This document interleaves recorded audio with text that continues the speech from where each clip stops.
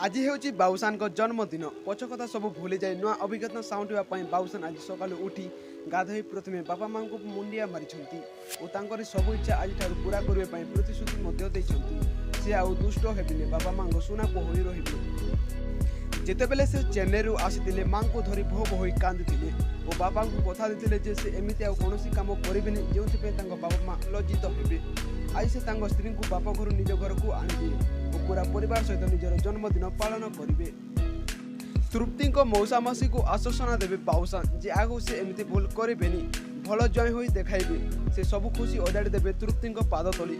ତୃପ୍ତି ବାବୁସାନଙ୍କୁ ରାଗିଛନ୍ତି ସତ, କିନ୍ତୁ ତୃପ୍ତିଙ୍କ ପାଖରେ ଅଛି ସୁନାର ହୃଦୟ। ସେ ଆଜି ତାଙ୍କ ସ୍ୱାମୀଙ୍କୁ କ୍ଷମା କରିଦେବେ, କାହିଁକି ନା ସ୍ୱାମୀ ଯେତେ ଅବାଟକୁ ଗଲେ ମଧ୍ୟ ସ୍ତ୍ରୀ ତାକୁ ଠିକ୍ ବାଟକୁ ଆଣିଥାଏ ଓ ସବୁ ଭୁଲକୁ କ୍ଷମା କରି ସ୍ୱାମୀ ସହ ଜୀବନ ବିତାଇଥାଏ।